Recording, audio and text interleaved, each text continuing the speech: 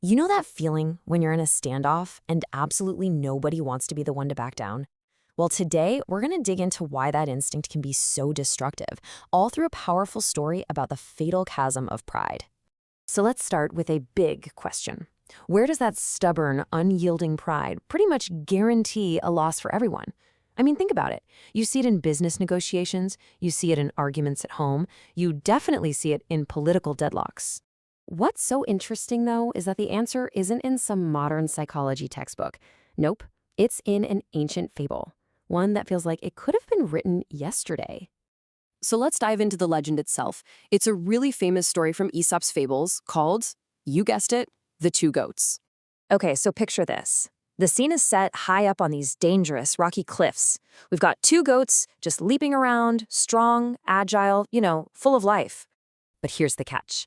This whole area is split right down the middle by a deep, unforgiving chasm. And way down at the bottom, a powerful mountain river is just raging. The stakes here are incredibly high. And the only way to get across this chasm, it's a single, fallen tree trunk. Just a log. A bridge so narrow, the story says, that two squirrels probably couldn't pass each other safely. It's a path that basically screams for caution and, well, a little bit of cooperation. And then, of course, the inevitable happens. Each goat, starting from opposite sides, steps onto the log. And where do they meet? Right in the dead center. Face to face, horn to horn. A perfect, dangerous stalemate.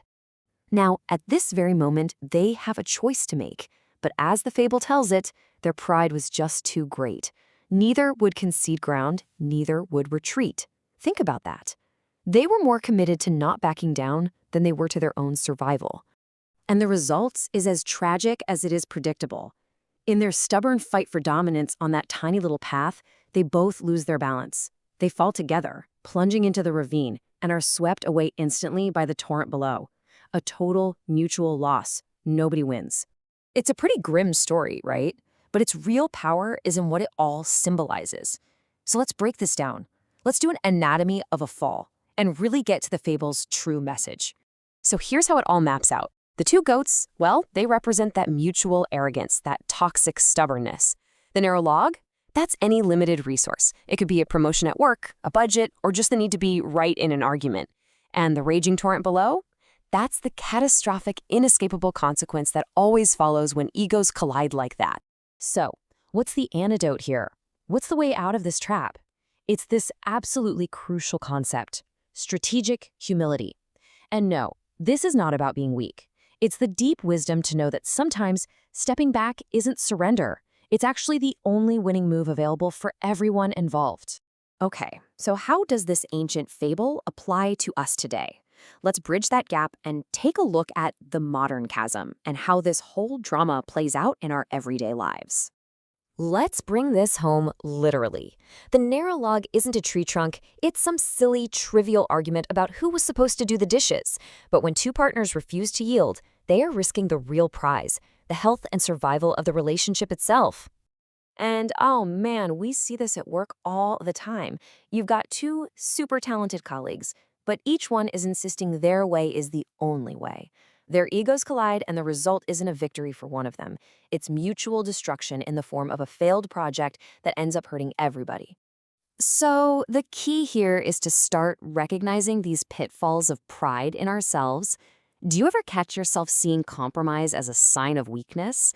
Or getting so focused on winning the point that you forget the actual goal? Are you afraid of looking soft? These are the exact thought patterns that lead us right to the edge of the chasm. All right, so recognizing the problem is the first huge step. Now, let's explore the solution. This next part is all about choosing wisdom over winning and finding a real path forward. This gives us a really clear roadmap. It starts with step 1, assess. You just have to ask yourself, is my stubbornness right now threatening a goal we both share? Then, step 2, acknowledge that fear of looking weak. Once you do that, you can consciously move to steps 3, 4, and 5.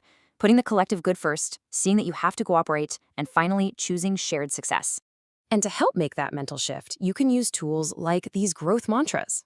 Repeating something like, I am secure enough to be the first to compromise, isn't just some cheesy affirmation.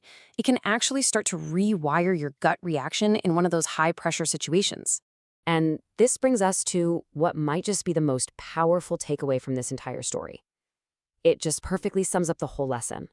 The log, the physical limitation, wasn't the real problem.